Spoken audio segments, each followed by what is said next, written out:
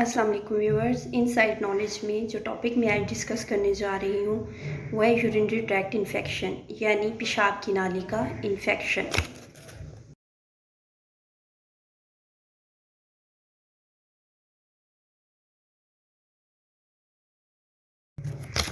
आज मैं आपको बताऊंगी कि यूरिनरी ट्रैक्ट इन्फेक्शन क्या होता है, इसकी causes, signs, symptoms and briefly I will tell you about its management.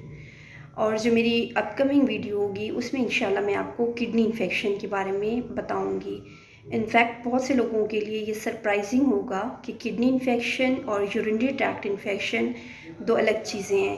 तो जी बिल्कुल, इनमें कुछ डिफरेंसेस हैं जो जानने के लिए आप मेरी नेक्स्ट वीडियो को ज़रूर देखिएगा। तो आइए चलते हैं टॉपिक की तरफ। यूरिनरी ट्रैक्ट इन्फेक्शन की सबसे पहले मैं आपको बताऊंगी अलामात क्या हैं।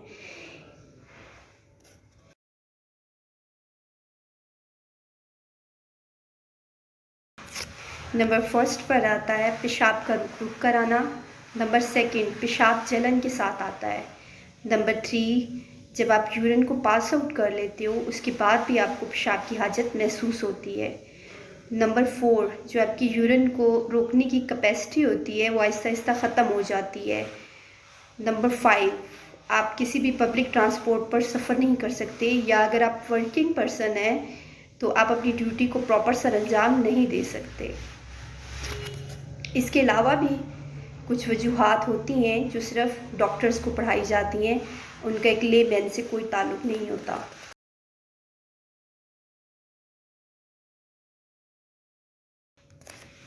अब मैं आती हूँ यूरिनरी ट्रैक्ट इन्फेक्शन की काजेज़ की तरफ।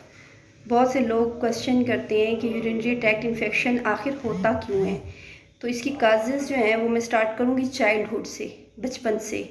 बचपन में किसी भी इंसिडेंट या बीमारी की वजह से जो पेशाब वाली नाली है वो इन्फेक्टेड हो जाती है। किडनी से लेकर मसाने तक जो पेशाब की नाली होती है उसको अल्लाह ताला ने वन वे रखा है, और ये किसी भी रीज़न की वजह से टू वे हो जाती है, यानी ऊपर से नीचे यूरिन आता है और नीचे से फिर ऊपर जाना स्टार्ट हो जाता है।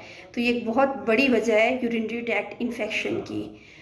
उसके बाद अक्सर बच्चे जब स्कूल गोइंग होते हैं या किसी के घर एज अ गेस्ट जाते हैं तो वो यूरिन को शर्म की वजह से रोक कर रखते हैं। इस वजह से भी यूरिनरी ट्रैक्ट इन्फेक्शन होने के चांसेस होते हैं। अब आते हैं मेल और फीमेल अडल्ट्स की तरफ।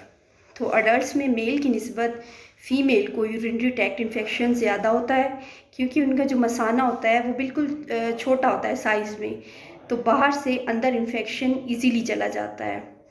उसके बाद जो दूसरी रीज़न है, आफ्टर मैरिज फ़ीमेल और मेल दोनों को यूरिनरी ट्रैक्ट इन्फेक्शन हो जाता है, मेल और मतलब हस्बैंड और वाइफ के रिलेशन की वजह से।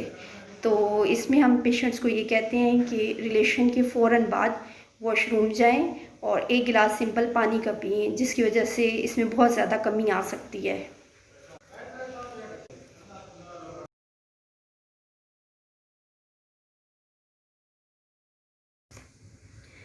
इसके अलावा बहुत से लोगों को कुछ और किस्म के इन्फेक्शंस होते हैं जिनका मैं अभी यहाँ पर नाम नहीं लूँगी। वो उनका नेफ्रोलॉजिस्ट ही उसको डायग्नोस करेगा कि उनको ये यूरिनरी ट्रैक्ट इन्फेक्शन क्यों हुआ है। इसके अलावा कुछ लोगों के मसाने में पथरी होती है, उस पथरी की वजह से भी जब वो पेशाब वाली नाली में जाती है तो ज़ख़म भी हो जाते हैं और इन्फेक्शन का वो काज बनती है, उनको यूरिन जो है वो रुक रुक कर। इसके अलावा ओल्ड एज की तरफ आएँ तो ओल्ड एज में बहुत से ऐसे इश्यूज़ होते हैं जिनकी वजह से यूरिनरी ट्रैक्ट इन्फेक्शन होने के चांसेस बढ़ जाते हैं। लाइक फ़ीमेल में यूट्रस प्रोलैप्स यानी यूट्रस का बाहर आना, उसकी वजह से यूरिनरी ट्रैक्ट इन्फेक्शन हो जाता है। इसके अलावा डायबिटीज़, शुगर की वजह से पेशेंट को बार बार यूरिनरी ट्रैक्ट इन्फेक्शन होता है। इसीलिए जो भी पेशेंट हो, एग्जैक्ट मेरे पास जो भी पेशेंट आए बार बार यूरिनरी ट्रैक्ट इन्फेक्शन की कंप्लेन के साथ, तो मैं उसका शुगर टेस्ट ज़रूर करवाती हूँ। इसके अलावा इसको डायग्नोस करने के लिए कुछ यूरिन के टेस्ट होते हैं, जिसमें यूरिन कल्चर या डेली रूटीन यूरिन का टेस्ट होता है। इसके अलावा इसको डिटेक्ट करने के लिए अल्ट्रासाउंड होता है। अल्ट्रासाउंड में हम यूरिन का वॉल्यूम देखते हैं, प्री एंड पोस्ट। जिस भी आप रेडियोलॉजिस्ट के पास जाओ अल्ट्रासाउंड करवाने, उससे कहें कि जब ब्लैडर फुल हो उस वक्त भी आपका अल्ट्रासाउंड करें, उसके बाद एम्प्टी ब्लैडर आप अल्ट्रासाउंड करवाओगे। इसके बाद आते हैं इसके ट्रीटमेंट की तरफ, इसकी मैनेजमेंट कैसे करते हैं। इसकी मैनेजमेंट में सिंपल ये है कि आप पानी का इस्तेमाल ज़्यादा करें, जितना हो सके लिक्विड ड्रिंक्स ज़्यादा से ज़्यादा यूज़ करें, और क्रैनबेरी के साशे होते हैं वो यूज़ करें।